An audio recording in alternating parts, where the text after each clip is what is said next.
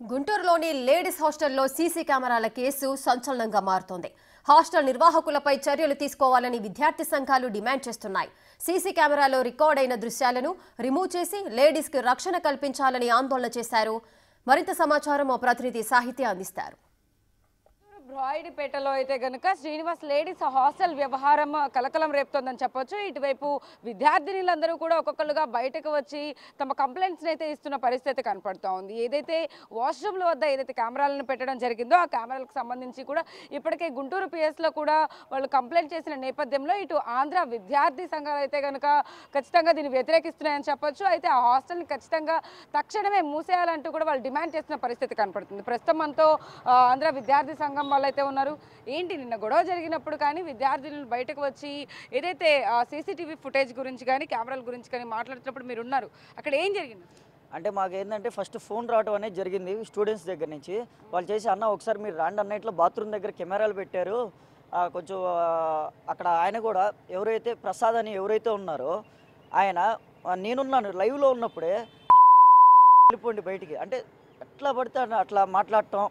Plus నా ముందు మళ్ళీ ఇంకా మేము కొంచెం మా స్టూడెంట్ యూనియన్ మొత్తం మేము వెళ్ళి ఒక 10 మంది కలిసి అక్కడ ఉన్నప్పుడు మమ్మల్ని చూడగానే మళ్ళీ అమ్మకి వచ్చి సారీ చెప్పడం, అమ్మ సారీ అమ్మ తప్పైపోయింది ఇంక మీరు వెళ్ళిపోండి అని. సరే ఇంకా తప్పైపోయిందంటే అట్లా నేను తప్పైపోవటం కాదు, మేము దగ్గరుండి మళ్ళీ పోలీసు వాళ్ళకి ఫోన్ చేసేలా స్టేషనే తీసుకెళ్ళాం. ఎఫ్ఐఆర్ ఫైల్ చేసాము. నిన్న డిఎస్పీ గారు కూడా చెప్పారు ఏమని వాళ్ళ మీద కఠిన చర్యలు తీసుకుంటాము. సీసీ కెమెరా వాళ్ళు ఒకవేళ పోలీసు వాళ్ళు కనుక చర్యలు కనుక తీసుకోకపోతే కనుక ఆంధ్ర విద్యార్థి సంఘం పిలుపునిస్తుంది. భారీ ఎత్తుగా గుంటూరులో ఆ బ్రాడీపేట హాస్టల్ ఏదైతే ఉందో అది తక్షణమే మూసేయాలి, లేదంటే యాజమాన్యాన్ని మార్చేయాలి. మార్చేయని పక్షంలో అయితే తక్షణమే మేము భారీ ఎత్తుగా ధర్నాకైతే దిగుతామని. ఎంతమంది విద్యార్థినులు బయటకు రావడం జరిగింది? దాదాపు 10 మంది దాకా వెళ్ళి కంప్లైంట్ ఇచ్చే నేపథ్యంలో అయితే కనుక ఇద్దరు ఆడపిల్లలు మొదటిగా సీసీటీవీ ఫుటేజ్ గురించి చెప్పడం అయితే జరిగింది. అంటే ఇద్దరు కాదు వచ్చింది, హాస్టల్ మొత్తం హాస్టల్ మొత్తం వచ్చేసింది. వచ్చే వాళ్ళు మాకు ఒకటే చెప్తున్నారు, అన్న మేము వస్తాము కాకపోతే ఇంట్లో పేరెంట్స్ తెలిస్తే ఏంటంటే మమ్మల్ని కొడతారన్న, కొంచెం మీరే దగ్గరుండి మమ్మల్ని మళ్ళీ స్టేషన్లో మేము కంప్లైంట్ పెడితే కనుక మమ్మల్ని పద్దాపలు మమ్మల్ని స్టేషన్ పిలుస్తూ ఉంటారు, కొంచెం దయచేసి మమ్మల్ని స్టేషన్కి రానియకుండా మేము మొత్తం చెప్తాము, ఎఫ్ఐఆర్ ఫైల్ చేస్తాము వచ్చి, అయితే కొంచెం మీ స్టేషన్కి రాకుండా చూసుకోండి అన్న, దగ్గరుండి మీరే చూడండి అన్న అంటే మేము దాన్ని బట్టి ముందుకు వచ్చాం మేడం.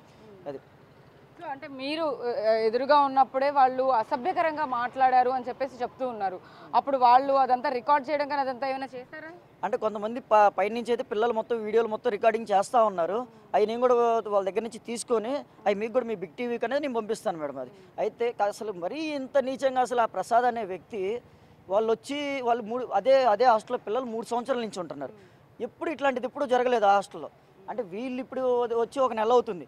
ఈ నెలలోనే ఇదంతా ఎప్పుడు రోజు చెప్పడం అందరు ఏది ఆఖరికి ఊడ్చుకునే వాళ్ళు కూడా చెప్తారు ఎబ్బే వాళ్ళు రోజు ఇదే గొడవ అండి, లెగిస్తే నోటి నుంచి బూతులు ఏంది అసలు పిల్లలతో ఎట్లా ఉండాలా? వాళ్ళు ఆ హాస్టల్లో వాళ్ళ తల్లిదండ్రులు ఎందుకు వదిలిపెట్టేది మనకి హాస్టల్లో? వాళ్ళ దగ్గరుండి చూసుకుంటారు, వార్డెళ్ళు మన పిల్లల్లాగా చూసుకుంటారని వదిలిపెట్టి వెళ్తారు. వాళ్ళు ఎట్లా మా సొంత పిల్లల్లాగా చూసుకోవాలి కానీ వాళ్ళే అబ్బాయి పిల్లోడు ఒకడు ఉన్నాడు, వాళ్ళ అబ్బాయి చిన్న పిల్లోడు 10th క్లాస్, వాడు నిన్న రాండ్రా చూసుకుందాం రాండ్రా అని వాడంటాం మా మీదకి. రాండ్రా పోలీసులు వచ్చారు ఇప్పుడు రాండ్రా చూసుకుందాం దాండి అంటే ఏంది అదే నేర్పించడం పిల్లలకి. కనీసం చదువుకుని 10th క్లాస్ మళ్ళీ వాడు ఏదో నేర్పించేది వాడు మళ్ళీ అంటే పైకి వెళ్ళిపోయి గాల్స్ అదే అమ్మాయిలు రూమ్లలోకి వెళ్ళి వాళ్ళ బెడ్ల మీద దొల్లాటాలు. కనీసం ఈ పిల్లోడు ఆయన ప్రసాద్ అనే వ్యక్తి ఏమో వాళ్ళ నాన్న, ఆ ప్రసాద్ వ్యక్తి ఏమో నైట్ పూట వెళ్ళి సిగరెట్లు కావటం మిద్దెపైకి వెళ్ళి ఏంది మరి ఇంత అసలు. సరే ఇప్పుడు మేము ఒకటే డిమాండ్ చేస్తున్నాం ఆంధ్ర విద్యార్థి సంఘం తరపు నుంచి. మేము డిమాండ్ చేసేది ఒకటే, ఆ హాస్టల్లో విచారణ జరపాలా, విచారణ జరిపి వాళ్ళ మీద కఠిన చర్యలు తీసుకొని పక్షంలో మా ఆంధ్ర విద్యార్థి సంఘం అనేది రేపు బంధుకు కూడా పిలుపునిస్తుందని మేము తెలియజేస్తున్నాం. వాష్రూమ్ వద్దనే వాళ్ళు ఎగ్జాక్ట్గా సీసీటీవీ కెమెరాలు పెట్టడానికి గల కారణం ఏంటి? అందులో ఏమైనా రికార్డ్ చేస్తున్నారా? రికార్డ్ చేసిన వీడియోలను ఏమైనా వీళ్ళు తప్పుదో పట్టిస్తూ కూడా వాటిని ఏమైనా వాడుతున్నారా అనే ఉద్దేశం ఉందా వాళ్ళకి? అసలు ఏంటి అసలు కెమెరాకి సంబంధించిన విజువల్స్ ఏమైనా బయటకు వచ్చాయా? అంటే ఇంకా రాలేదు నాకు తెలిసి. దేనికంటే వాళ్ళు ఆల్రెడీ పోలీసు వాళ్ళు చూసే ఉంటారు, చూసి కాబట్టి ఆయన పొద్దున్న నుంచి నైట్ దాకా కూర్చోబెట్టారు. లేకపోతే ఇప్పుడు ఆయన తప్పు చేయకపోతే ఎందుకు కూర్చోబెడతారు పోలీసులు కూడా? ఎమ్మటి లేదా నీది ఏం లేదులే పంపించేవాళ్ళు. ఎందుకు కూర్చోబెడతారు? బయటికి వచ్చింది వాళ్ళు చూశారు, పోలీసు వాళ్ళు చూసే ఉంటారు కదా మేడం. ఇప్పుడు చూడకుండా ఉంటే కనుక ఆయన అంతసేపు కూర్చోబెట్టరుగా, మళ్ళీ పొద్దున్నే పిలిచారు. మళ్ళీ ఇప్పుడు వాళ్ళ ఆధ్వర్యంలో ఉన్నారు, వాళ్ళ ఆధ్వర్యంలోనే ఉన్నాడు. అంటే నైట్ ఏదో పొద్దున ఏదో స్నానానికే దీనికి పంపించినట్టున్నారు, మళ్ళీ ఆయన కస్టడీలోకి అయితే తీసేసుకున్నారు. అది సో అంటే ఏమంటున్నారు పోలీసుల దగ్గరికి వెళ్ళి మీరు మాట్లాడడం ఏమైనా జరిగిందా? అంటే స్టూడెంట్స్తో పాటు మీరు కూడా వెళ్ళడం జరిగిందా? మేము వెళ్ళి మాట్లాడాము, ఫిర్యాదు ఇచ్చాము, మేము ఖచ్చితంగా మీ చర్యలు తీసుకుంటాం అన్నారు. ఎవరైతే ప్రసాద్ ఉన్నారో మేము మొత్తం ఒకసారి ఏది ఎస్పీ గారి దృష్టికి కూడా తీసుకెళ్ళి మేము మొత్తం ఒకసారి విచారణ అనేది మేము జరుపుతాము, మీరు కొంచెం కూల్గా ఉండండి అని చెప్పడం జరిగింది. ఒకవేళ విచారణ కనుక తప్పుదావ కొంతమంది ఏంటంటే కొంతమంది ఉన్నారు పోలీసు వాళ్ళు ఏంటంటే కొంతమంది, నేను అందరిని అంటలో పోలీసు వాళ్ళు కొంతమంది అయితే తప్పుదావ పట్టిస్తున్నారు కేసుని. అంటే కొంచెం వాళ్ళకి ఏదో మత్తతు బొలగటం కానీ అట్లా కొంతమంది ఉన్నారు. వాళ్ళకైతే ఒకటే చెప్తున్నాం, మేడం మీకు ఆడపిల్లలు ఉంటారు, అందరికి ఉంటారు, గుర్తుంచుకోండి. ప్రతి ఒక్కళ్ళు అందరికి ఆడపిల్లలు ఉంటారు. మన ఆడపిల్ల అనుకొని మీరు ముందుకు రావాలి. మీరు అంటే కనీసం మీరు వాళ్ళకి మత్తాసు బొలగటాలు ఇట్లా చేయొద్దని ఒకటే కోరుకుంటున్నాను. సో ఇది ఒక్క హాస్టలేనా లేకపోతే అసలు గుంటూరు వ్యాప్తంగా కూడా కొన్ని ఏదైతే హాస్టల్స్ ఉన్న లేడీస్ హాస్టల్స్ దగ్గర కూడా ఇలాంటి వ్యవహారం ఏమైనా జరుగుతుందా అన్న ఎంక్వైరీ కానీ ఏమైనా తీసే అవకాశం ఉందా పోలీసులు?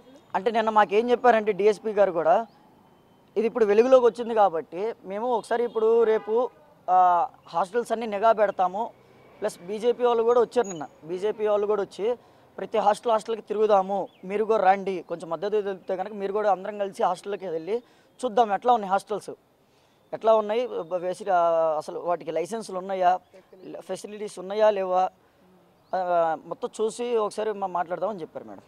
పరిస్థితి మొత్తం మీద ఏదైతే ఆంధ్ర విద్యార్థి సంఘాలు అయితే కనుక ఖచ్చితంగా ఒకటే డిమాండ్ చేస్తూ ఉన్నాయి. ఇటు విద్యార్థినులు ఎవరైతే లేడీస్ హాస్టల్లో ఉంటున్నారో వాళ్ళకైతే కనుక సెక్యూరిటీ పరంగా అయితే కనుక అటు హాస్టల్ యాజమాన్యం కానీ ఇటువైపు పోలీసులు కూడా కఠినమైన చర్యలు తీసుకోవాలి వాళ్ళపైన అని చెప్పేసి కూడా చెప్తూ ఉన్నారు.